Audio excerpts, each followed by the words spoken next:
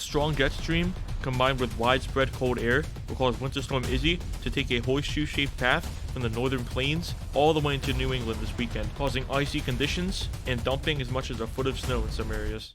Hello everybody. Today we have a lot going on, namely a lot of winter weather. If we just look at the radar right now, we could already see a lot of light to moderate snow that's currently moving across most of the eastern portion of North Dakota along a frontal band that's really extending down through east central and southeastern North Dakota into western Minnesota as well. But with this system, a low pressure center will actually shift from the south central part of North Dakota and into and across the central and southeastern South Dakota over the next couple hours here. So it's really hard, you can't really see it right now showing up on the radar, but basically it's placed right here just west of the snow bands that are moving through. But over the next few hours, the snow will certainly accumulate here in southeastern North Dakota, as well as adjacent areas of west central Minnesota, while it will actually diminish through north central and northeastern North Dakota over the next hour or so, I'd say. It's really beginning to taper off now, just after noon. It's around almost 2 o'clock right now, so this now is really beginning to taper off and move more southeastward.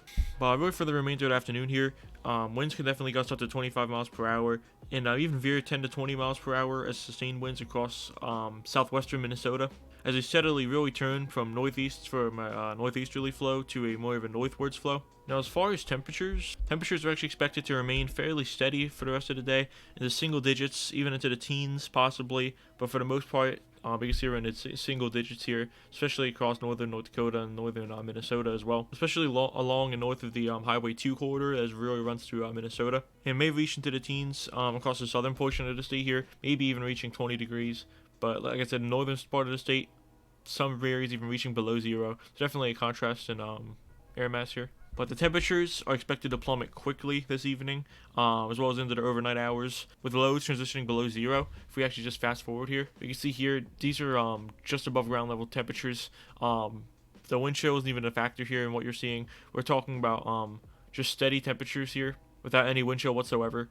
We are gonna have at least 10 below zero, almost 18 below zero here around Cavalier, North Dakota, maybe the Grand Forks region, seeing nearly 20 degrees below zero. If we actually look at the wind chill as well, we're definitely going to have sustained 20 below zero here for pretty good portion of the region here. Not too much of a departure from the above ground level sustained temperatures, but still very, very cold temperatures. But these advisory conditions may be pushed further below zero into the teens and 20s by late evening and into Saturday morning, as winds really shift from the west behind the departing Clipper system. But we do actually expect the southerly winds to increase on Saturday, sweeping away the somewhat residual cold air. But the overall forecast has not really changed significantly for today, with snow still expected to become heavier over from east central South Dakota into southwestern Minnesota and the Iowa Great Lakes region during the late morning afternoon hours. If we actually check for sounding here, we actually see that throughout the day we're going to have quite a lot of lift throughout the region. If you see, beginning to appear here on the lifted index bar here, and in turn we are still projecting snowfall totals of anywhere from 8 to 10 inches, with localized higher amounts, possibly even up to a foot of snow depending on the area. But we're expecting this over much of southwestern Minnesota and eastern Iowa as well. If we just fast forward a little bit, we may a good portion of Iowa, we're definitely going to possibly see up to 8 inches in the swath of snow we're facing right in the center here. Not so much the Dakotas, they may only see up to 5 inches, which I mean is really moving up by now, so I'm sure these are about finalized now, possibly up to 5 inches. But if we actually fast forward more, you see this throughout the swath here, even portions of Minnesota, southwestern Minnesota, possibly getting up to 10 inches here. So we're talking very high snow totals in this area. Now 3 to 6 inches are more suitable along the Interstate 29 corridor in eastern South Dakota. It's not out of the realm of possibility that we may see up to 8 inches, but really 3 to 6 would be like a general kind of snow total. As you know, confidence kind of remains low there, as shown by the ensemble guidance. Accordingly, the gradient between heavier snow amounts and the lighter snow amounts will be very steep in this corridor. As you can see here, we definitely have decreased snowfall amounts a bit further west from southern South Dakota. See, we're not really seeing anything in this area, because it appears that this area is more likely to receive mixed precipitation rather than just snow. But despite the lower snowfall amounts, advisories are still needed for this region due to the light icing that could definitely impact the roads. That'll be another big factor throughout this storm. Is just a widespread icy conditions, very treacherous for traveling. But really, to reiterate what I was saying, as far as the winds, big game changer we're looking at could be the increasing winds by this late afternoon with a tightening surface gradient on the backside of the system. And what I mean by that is you see these isobars that are showing up on the radar here. You see how close they are to each other. how there's not a whole lot of distance between them. This really produces stronger winds, especially when you have this front moving through along with a low pressure system. You get a lot of higher winds, possibly gusting up to 30 to 35 miles per hour into earlier tonight. This will definitely impact areas that have some of the heavier snow, really causing blowing and drifting snow, possibly even what you call a ground blizzard. So that's all I really have right now for Minnesota, South Dakota, as well as North Dakota. So really just the northern plains. But this system will actually continue to progress southeastward into Iowa and Missouri, where we may see more of a mixed precipitation that may come into play, but I'll get to that right now. So, as far as the status for the upper low, otherwise known as Winter Storm Izzy, it will most likely spread across the upper south and Midwest regions overnight, with more easterly flow in the area. And of course, as I mentioned earlier, ongoing lift will also be a big factor here across the Dakotas into northwestern Iowa that has already produced an expanding area of precipitation with lighter snow that's now occurring in northwestern Iowa. But the back edge, or the western edge of precipitation, is actually where some more sleet and freezing rain will come into play. If I actually switch to the Euro model, you can see more of a visual here. Here's what I'm talking about. Really in the southwestern portion of the state, you definitely see some mixing come into play here. That pink that you're seeing, that's more of a mixed precipitation between the sleet and the actual snow itself. So freezing rain could definitely be one of the factors here, as a narrow band of warm air kind of overrides the cold surface here. So much like the Dakotas, we have really intensifying lift here in Iowa as well. But as right now, we do have a lot of precipitation spreading south. However, like I said, the western edge of this storm, namely the southwestern edge of the precipitation, more so being freezing rain, may continue to see more of a mixture of freezing rain and sleet this morning, with cooler temperatures sliding through western Iowa. Also, surface temperatures in the far southwest should definitely be more warm. Should definitely be warm enough for rain initially, before the precipitations changes to snow by later this afternoon as the cooler air arrives. But I'd say the biggest game changer here is definitely the lift that continues to prevail the afternoon hours and early evening across the forecast area, while the highest snowfall rates are expected during this time, with rates approaching possibly an inch an hour. Therefore, the evening commute in the say Des Moines metro, much of central Iowa, can definitely expect to occur during the height of the storm, making travel very difficult. So like I said, as we get more into Missouri here and southern Iowa, this is where snow is really expected to persist throughout the evening for much of central Iowa as well. But if we fast forward here a few hours, we can definitely see as that front begins to push further into the states. Throughout Missouri and Iowa, we could definitely see up to 20 mile per hour gusts, maybe 25 miles per hour throughout Missouri and Iowa. It's definitely we're factoring in all the snow that's on the ground. We could definitely have some blowing snow. Snow totals of really 6 to 10 inches are forecast in the warning area, with locally higher amounts in the far southwest counties of Iowa, where a mixture of rain and snow can be expected initially, but snowfall amounts can are a bit lighter, and the advisory kind of remains for these areas. But in total, we're definitely looking at maybe, as we get into Missouri here, we may even see kind of a swath that may give us 10 inches here.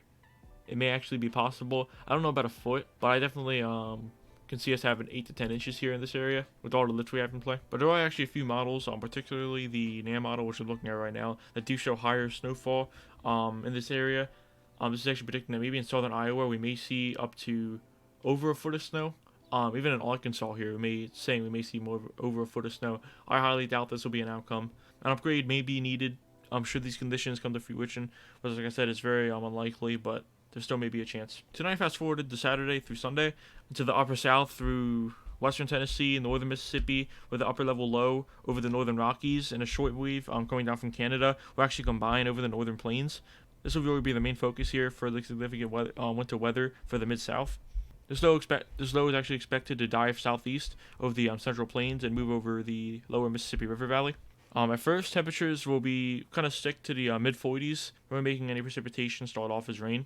But as the slope deepens and tracks eastward across Mississippi, temperatures can definitely drop rapidly, and rain will change over to more heavy snow. If we actually fast forward here, you can see there we're reaching freezing point and below in portions of Tennessee, Arkansas, and even Mississippi here. So meaning it is possible to get some snow there, maybe into Sunday, maybe into like later Saturday. And we do have a more uncertain zone set up right along the I-40. Locations in this area, you can see significant snowfall, possibly 3 to 6 inches with locally higher amounts, as you can see here.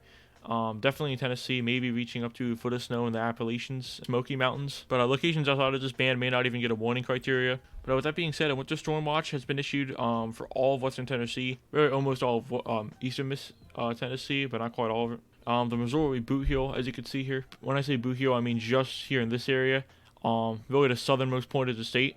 We do have some winter storm watches set up there. But along with the heavy wet snow, winds are definitely expected to be very elevated and gusty as well. If we actually just fast forward into the area we're talking about here, throughout Arkansas, Mississippi, western Tennessee, see maybe up to 20-mile-per-hour gusts here. This could definitely cause some tree damage as well as power lines to come down. Hazardous road conditions can also be expected. Travel will be very difficult, almost impossible at times. If you're talking about blowing snow here, it's going to be coming down at a very quick rate too. Like I said, maybe an inch an hour. May end up with 4 to 5 inches of snow in this area. So definitely recommended not to travel. So definitely be prepared and stay tuned as this is still an evolving forecast. You see here conditions will definitely improve moving eastward on Sunday as the low kind of moves up the eastern seaboard here, moving into the mid-Atlantic. Now where I'd like to analyze next is a region where we're not really likely to get any serious snow, probably no more than 3 inches, but still very hazardous conditions for travel considering the icy part of the storm, which is the Carolinas. As you can see, this clipper system will gradually curve in a U shape and head in a completely different direction towards the northeast. So basically, we know that we have an active weekend period on tap in this area with the impending winter storm Izzy. That's really been taking shape over the northern plains. So that's what we know. Little will be going on today in the Carolinas here. Like I said, we're looking at Sunday right now. If we go back to today, we're clear right now as can be, but even in the eastern Carolinas, once the system moves through, we're going to get some stormy weather as well, plenty of rain. But on possibly more inland near the Appalachian Mountains, we may even see some snow. I'll get to that right now. Yeah, definitely be winter storm Izzy will be dropping into mid Mississippi Valley by Saturday morning. But it's going to have a surface high here.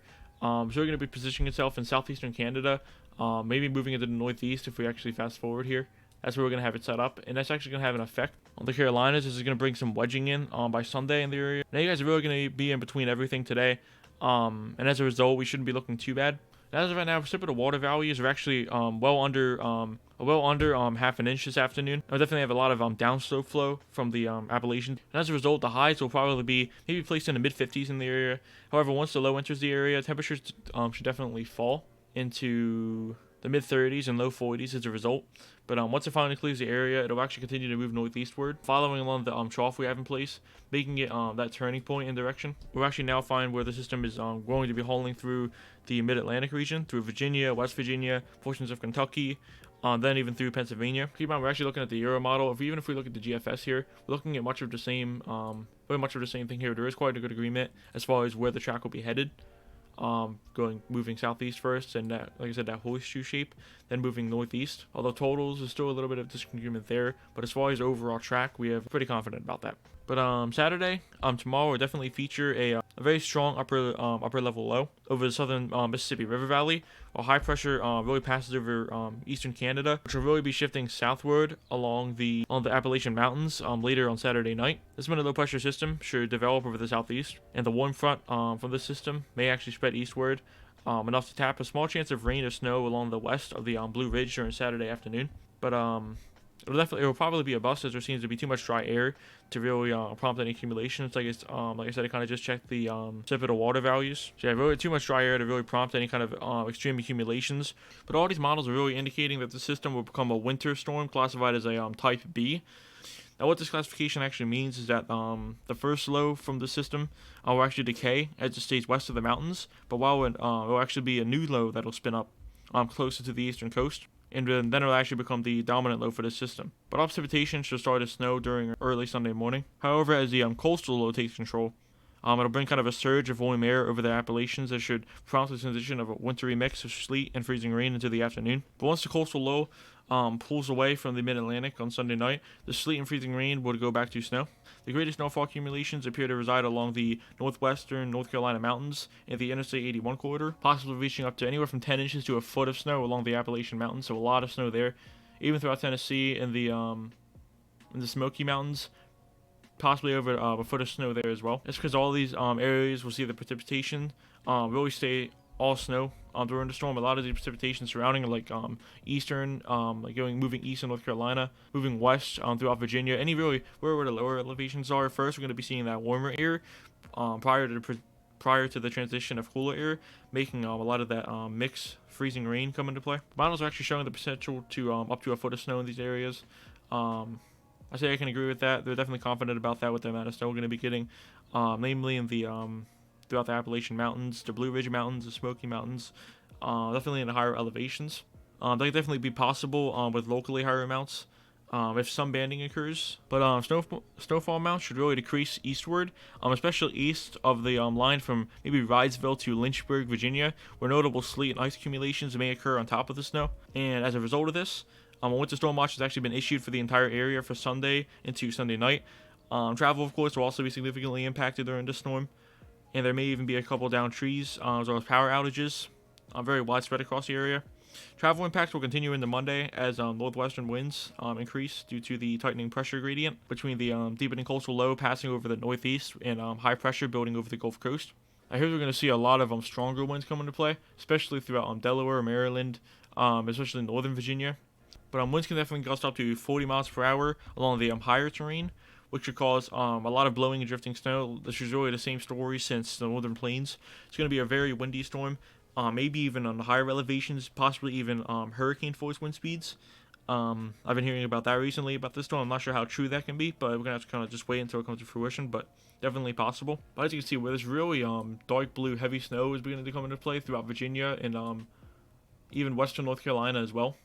You definitely see that upslope snow showers can possibly persist. Maybe around the Boone area through Monday, which is located in North Carolina. Now, wind chills could even fall into the single digits here, especially in the mountains by Monday night as the upslope snow showers gradually fade out of the region. As you can see here, even through regions of Virginia, even lower Pennsylvania, maybe around 10 degrees here, 40 degrees. This is we're going to see maybe in the Blue Ridge Mountains, we're on the spine of the Appalachian Mountain Range, getting into single digits here as far as wind chills. I think I just saw 2 degrees there. Yeah, right there, 2 degrees. Really even in eastern West Virginia. Cities that fall in this region, like Washington, D.C., Baltimore, Philadelphia, where we find the moving and strengthening low pressure system. We find that to become the main focus here. The system will be moving at a fairly good pace, but the intense forcing over the cold air mass will definitely be a big factor here. The track of the low will be really the key factor depending on how far west the mixing and rain gets. And there also remains to be some model uncertainty between the different predictions, but we're still confident enough that our western half will still see warning level snow that are cause there to be issued winter storm watches. This does not rule out winter storm warning criteria conditions further east, but the confidence just isn't there. But at this time, the most likely scenario is that a heavy band of snow on the front end for most as the storm moves into the region Sunday afternoon, followed by a mix of mixed ice during the evening, and really just plain rain possibly for areas near and east of the I-95 corridor. But at this time, icing is really not expected to reach as far as the western zones here, where the heaviest snow of a foot or more is possible in the Appalachian Mountain Range. And of course, we're also going to have those gusty winds as well. But also can't forget about that. And for all areas right after the low passes, wind with gusts possibly approaching 50 miles per hour. It should also be noted that even areas which don't see warning level snow should still have the potential for a brief burst of heavy, very heavy snow before the changeover occurs to rain, with rates possibly approaching those seen on January 3rd of Washington, D.C. for a time, which is actually, I think, Winter Storm Frida. This could definitely make travel very difficult during that time, most likely occurring late Sunday afternoon into Sunday evening. By the way, speaking of Winter Storm Frida, I am going to actually upload that video soon, possibly in the coming days. Depends on how much time I have. But I do have a lot of footage from that snowstorm that made our way through the area. It actually gave us almost 6 inches of snow here in my town. That video should be out soon. But the low really looks likely to move fast enough that heavier precipitation is moving out by maybe late Sunday night. But some wraparound rain could still be possible. The focus for this next period of Winter Storm Izzy will be the potential for a widespread heavy snowfall event for western and north central New York, as well as some of the surrounding areas that may not receive as much, but still a pretty good deal of snow. By which I mean Massachusetts, Connecticut, northern Jersey, Vermont, as well as New Hampshire as well, maybe even Rhode Island. Now the latest ensemble models like the Canadian, GFS, and Euro all kind of combined here to get a good agreement. Definitely remain in good agreement here with this with the track of the strengthening low moving up along the eastern spine of the Appalachian Sunday night and on into New England on Monday. And although this event is still a few days out, the model agreement is still giving us more confidence to work with for significant snowfall event across the region. But there does actually still remain a bit of uncertainty if we actually look at the exact track of the low, whether it goes more eastward closer to the shore, maybe exiting through New Jersey, or if it's going to continue to move up through the New England area. But despite this, there's still enough confidence to issue a whole bunch of winter storm winter storm watches for all of western and north central New York for the Sunday night into Monday time frame. Accumulating lake snow totals are likely to continue southeast of the lakes, the Great Lake region, to add to overall snow totals. Now, widespread 3 to 6 inches is most likely across New York. Will most likely be seen across New York, Connecticut, Massachusetts, northern New Jersey, Rhode Island, Vermont, and even New Hampshire as well, with locally higher amounts possible in eastern slopes across the southern Adirondack Mountains in upstate New York, around maybe even seeing 6 to 8 inches here. And of course, we have the across the St. Lawrence River Valley, which is up here in also northwestern New York. Some heavier snow definitely appears possible, which would yield higher snowfall amounts, generally between 6 to 10 inches here, maybe even reaching a foot or higher, which I can definitely believe here due to the lake effect snow. This will definitely be a big factor that's going to come into play. You can see these locally higher amounts all across this area.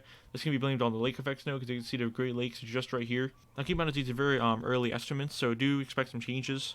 Now along the river valley, snow rates can definitely fluctuate anywhere between 10 to 1 inches to maybe even 15 to 1 due to the lake effect snow. But overall, the forecast has become more tightly clustered, so some changes still remain possible in the exact placement of things, but the overall forecast is still coming into fruition here. Probabilities greater than 4 inches are generally the average forecast for this area.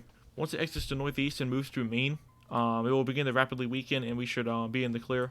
However, there are still indications of some downsloping, which is basically what that is basically just area that's forced to descend down down mountain ranges that goes through some changes in the process, the air mass. But the Hudson Valley and the southern Green Mountains and southern Vermont, they can still see some downsloping as well.